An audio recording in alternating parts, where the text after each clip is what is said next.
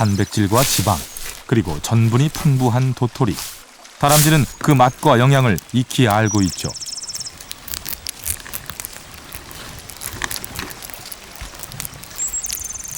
도토리는 탐나는 열매지만 크고 무겁답니다. 다람쥐의 몸무게는 약 50g. 다람쥐 입에는 도토리가 몇 개나 들어갈까요?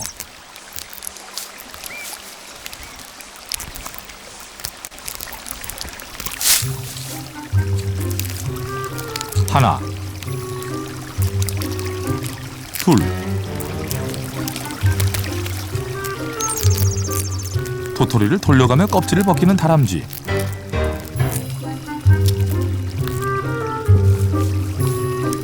셋. 이번에는 껍질을 벗기지 않았습니다.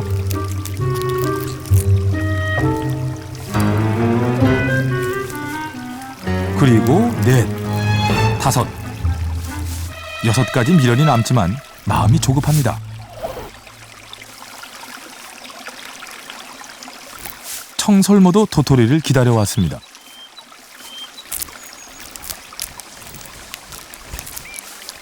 청설모는 다람쥐와 달리 운반을 위한 뺨주머니가 발달하지 않았습니다. 청설모는 저장한 도토리의 70% 이상을 기억하지 못한다고 합니다. 그래서 종자를 멀리 퍼뜨리는 숲의 일꾼 역할을 하기도 하죠. 도토리는 다람쥐와 청설모를 키우고 다람쥐와 청설모는 다시 도토리를 키웁니다.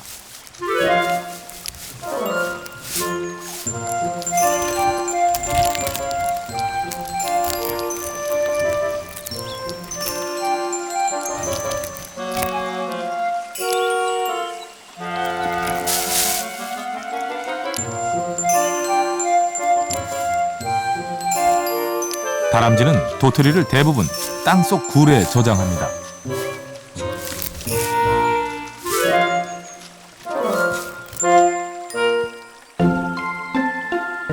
굴은 1m쯤 들어가다 좌우 T자형으로 갈립니다. 도토리는 겨울잠을 자면서 틈틈이 먹을 다람쥐의 월동 식량입니다.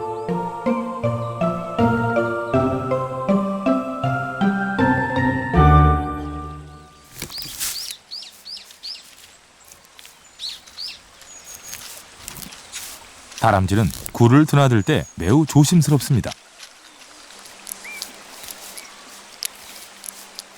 굴에서 나오면 반드시 침을 발라 세수를 합니다. 수염과 코를 깨끗하게 해야 냄새를 잘 맡을 수 있기 때문이죠.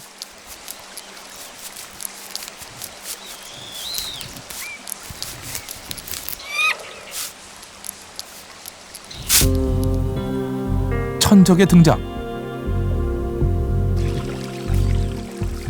자주 들락거려 들키고 만 것일까요?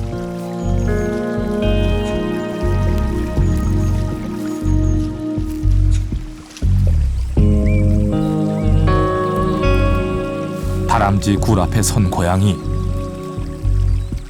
고양이는 먹잇감을 노리면 꼼짝 않고 반나절도 버팁니다.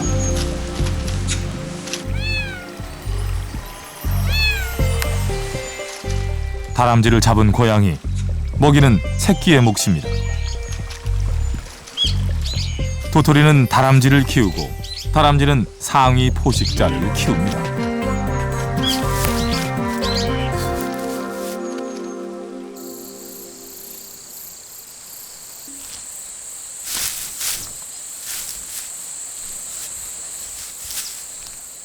청설모가 밤송이 냄새를 맡습니다. 잘 익었는지 더 기다려야 하는지 한 번 코를 갖다 대면 금방 알아내죠.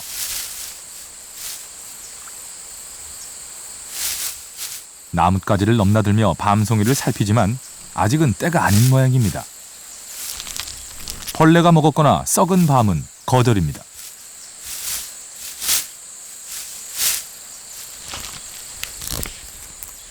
밤알을 꺼내기는 쉽지 않습니다.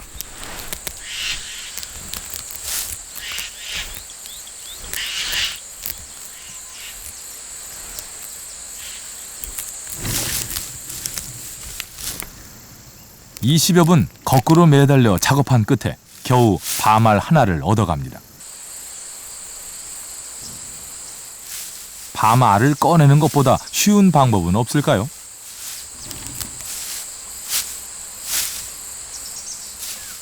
이번에는 밤송이를 통째로 뜯어내는 방법을 시도합니다.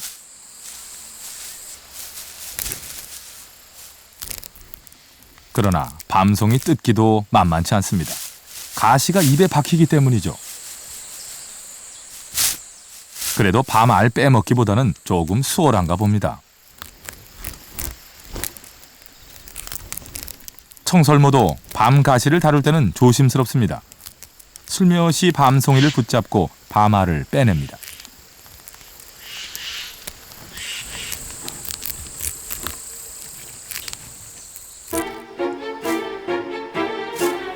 나무를 넘나드는 점프와 질주. 고개에 가까운 청설모의 나무 타기는 열매를 따먹기 위한 진화의 산물입니다.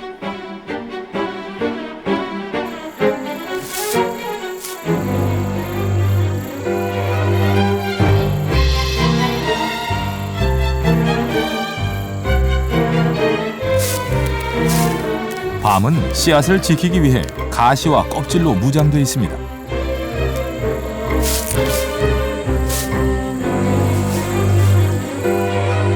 하지만 어미나무의 각별한 배려 속에 키워진 밤 열매의 여정도 순탄치 않아 보이네요.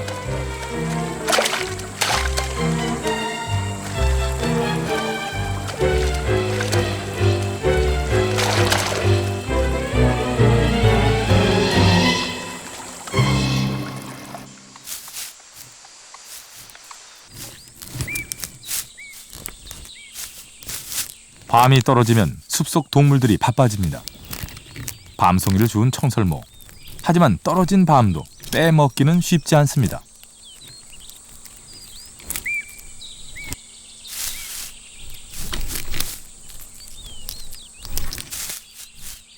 청설모가 뛰는 것은 저장 장소를 찾기 위해서입니다.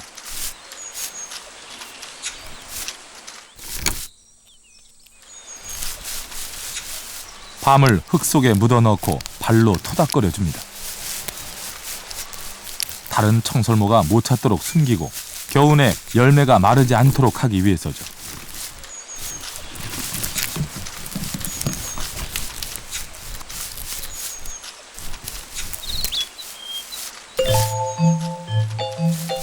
하지만 멀리서 이를 지켜보는 녀석들이 있습니다.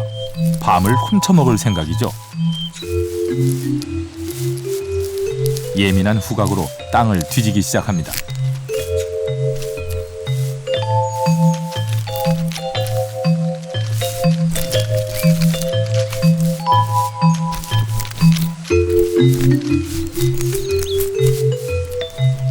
밤이 떨어지면 이렇게 먹이를 숨기고 훔치는 풍경이 하루 종일 이어집니다.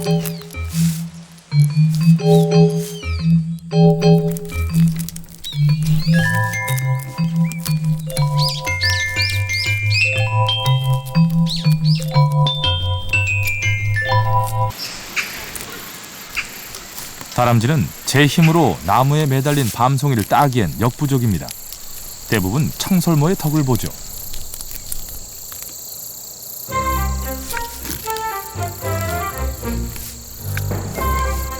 머리통만한 밤. 땅에 떨어진 밤은 다람쥐에게 횡재입니다. 밤 껍질을 까고 저장하는 것은 껍질 속에 숨어있는 애벌레들을 없애기 위해서입니다. 다람쥐의 뺨 주머니에는 밤이 3개까지 들어간다고 하네요.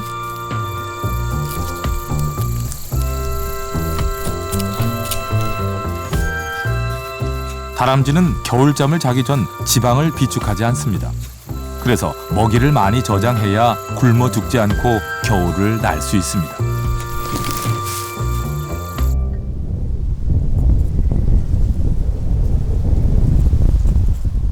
해발 1915m의 지리산. 이곳엔 반달가슴곰이 있습니다.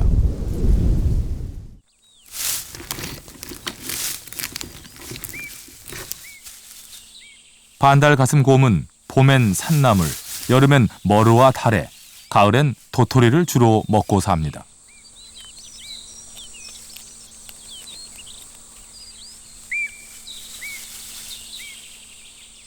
우리나라 생태계 정점에 있는 반달가슴곰. 계절에 따라 이동 거리도 달라집니다.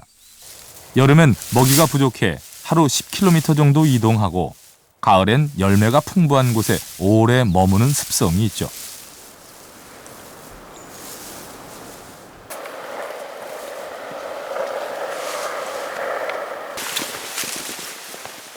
반달가슴곰을 무선 추적하는 종보건기술원의 조사팀.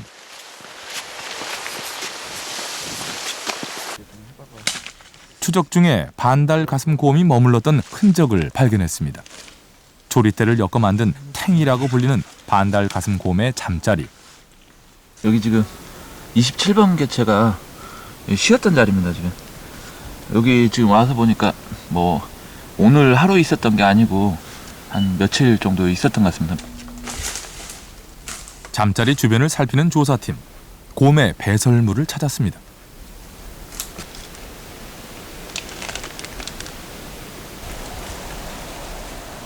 무엇을 먹고 오렌지색 똥을 싼 것일까요?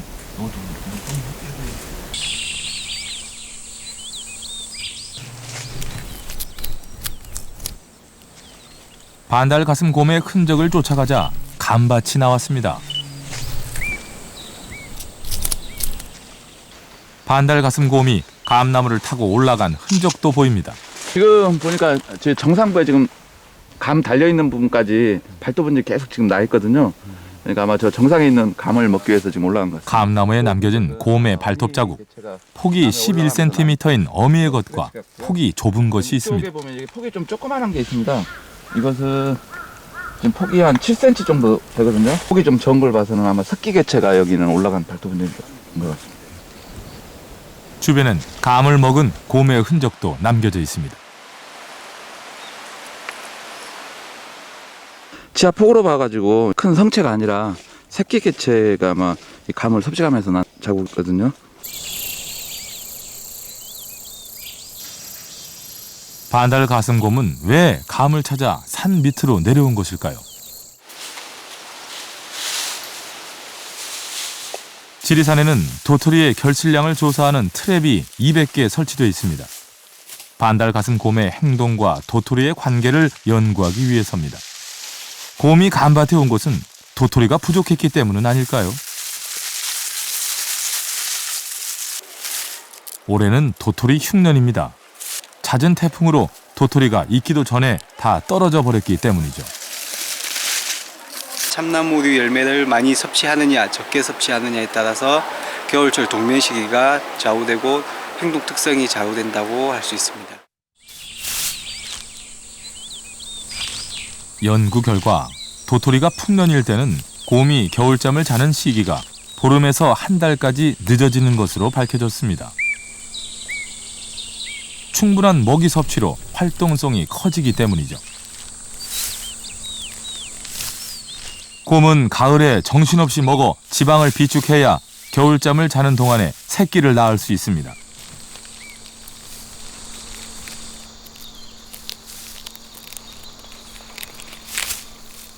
도토리나 밤과 같은 견과류나 달에 머루와 같은 장과류, 그 밖에 이제 다른 자연식 먹이가 굉장히 많은데 먹이를 굉장히 많이 섭취함으로 인해서 겨울철 이제 동면 활동에 성공적으로 날 수 있는 요인이 될 수 있는 거죠. 국립공원관리공단에서는 멧돼지의 행동권도 조사하고 있습니다.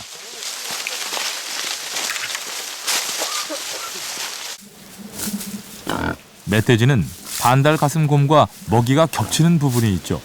도토리와 밤 등 가을 열매를 좋아하기 때문입니다.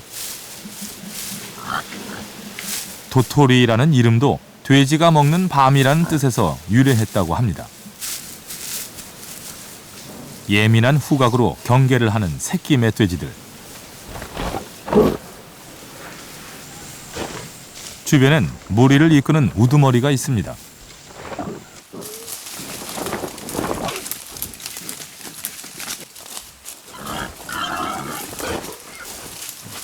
이제 갓 몸의 줄무늬를 벗은 새끼들. 올해 태어난 녀석들입니다.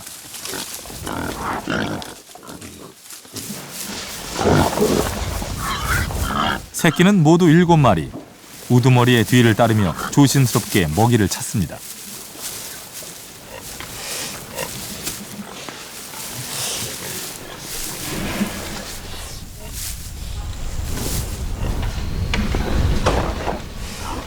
주둥이로 땅바닥을 훑어가면서 먹이를 찾는 멧돼지 가족. 낙엽 밑엔 도토리 등 가을 열매들이 숨어 있습니다. 산 기슭에서 멧돼지의 움직임이 감지됐습니다. 밤밭하고 이 숲하고 경계 부근에서 지금 아마 움직이고 있는 것 같습니다.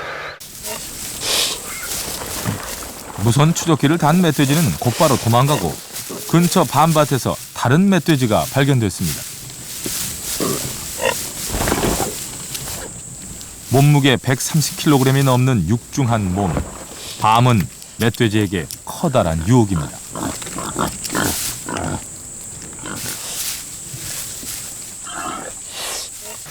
두 마리가 한 마리는 왼쪽으로 한 마리는 오른쪽으로 이동을 한 흔적입니다. 오늘 아침에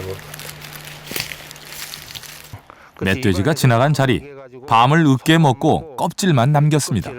이렇게 버려놓은 월동 준비를 하기 위해서 가장 중요한 것이 가을 도토리입니다. 그만큼 가을 도토리의 결실량에 따라서 그 겨울을 야생 동물이 어떻게 넘길 수 있느냐 부분이 되는데, 올해 같은 경우에는 도토리 결실량이 적어서 좀 야생 동물의 어떤 우리 겨울 나기가 좀 걱정이 되는 부분이 있습니다.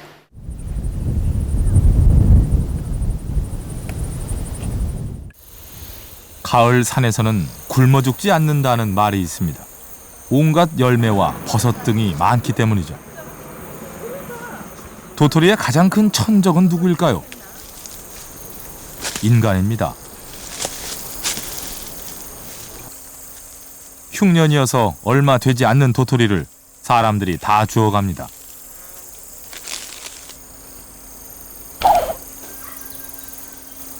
구기림 등에서 허가 없이 도토리 등을 채취하는 것은 법으로 금지되어 있습니다. 야생동물의 겨울나기를 위한 소중한 먹이이기 때문입니다. 하지만 많은 도토리가 무분별하게 포대기와 가방에 실려갑니다.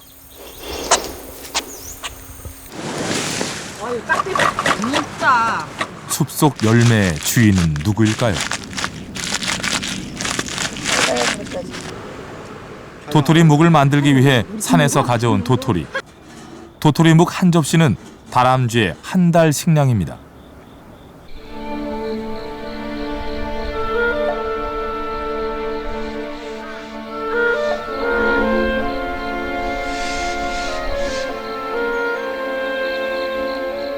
야생 동물의 겨울나기는 추위와 굶주림과의 싸움입니다. 자연의 먹이가 부족할 때 야생은 인간의 영역으로 발을 들여놓기 시작합니다.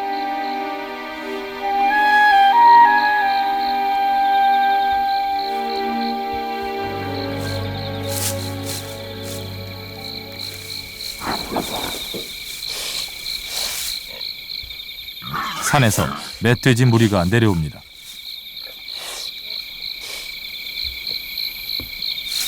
지난해 태어난 2살 배기들. 몸무게는 약 70kg 정도 돼 보입니다. 멧돼지는 코가 단단해 불도저 역할을 합니다. 주둥이로 땅을 헤집는 것은 흙 속의 지렁이 등을 잡아먹기 위해서입니다.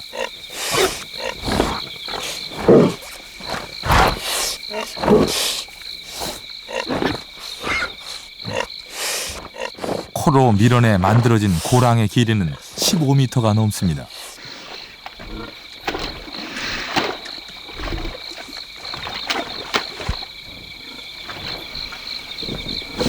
흙을 파고 들어누운 멧돼지. 멧돼지의 진흙 목욕입니다. 진흙 목욕은 털에 붙은 기생충을 없애고 몸을 식히는 기능을 하죠.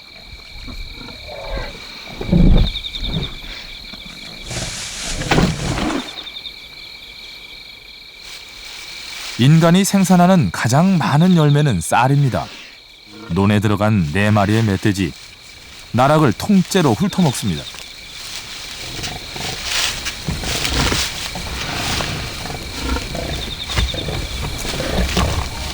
멧돼지가 들어오면 수확전 벼들이 쓰러지고 논이 쑥대밭 되는 것은 한순간입니다. 멧돼지의 짓밟힌 논, 이것은 곧바로 인간과의 충돌로 이어집니다.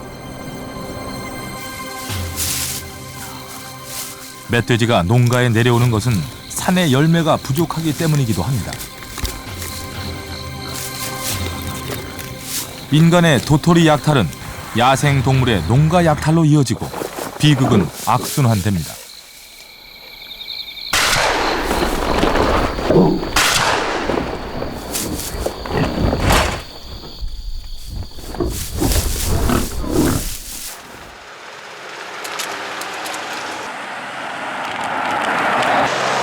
숲이 아닌 인간의 길 위에서도 도토리 쟁탈전은 벌어집니다.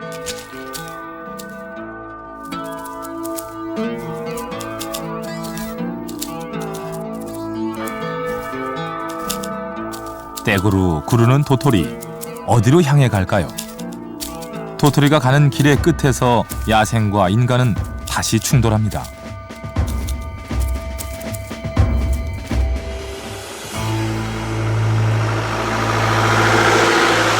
다람쥐와 청설모는 로드킬을 가장 많이 당하는 동물입니다.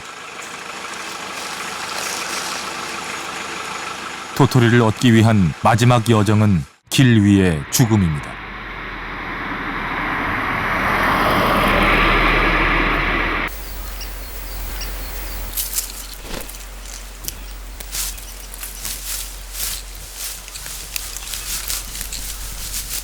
다람쥐가 찾는 것은 청설모가 숨겨놓은 도토리입니다.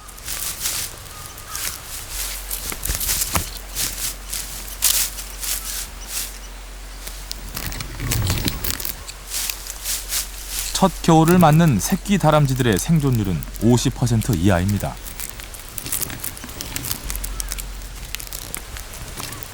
겨울을 온전히 넘기느냐 마느냐는 얼마나 도토리를 많이 저장하느냐에 달려 있습니다.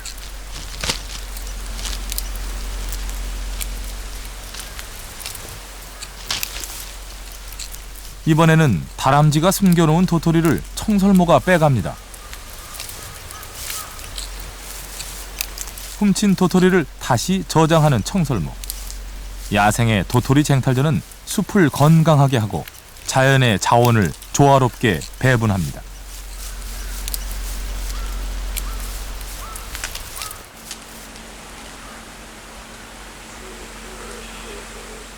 다람쥐가 낙엽을 입에 한가득 채웠습니다. 추위와 싸우는 다람쥐의 전략은 먹이 저장, 털갈이, 그리고 보금자리를 만드는 것입니다.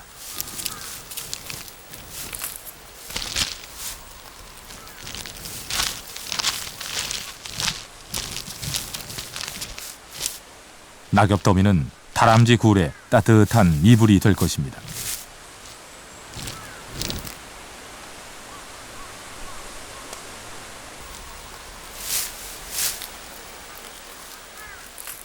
이제 겨울 준비가 끝나갑니다.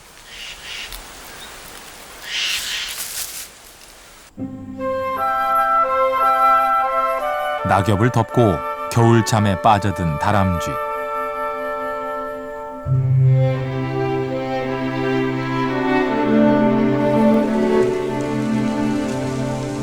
다람쥐가 저장한 도토리는 내년 봄 어떤 모습으로 싹을 틔울까요?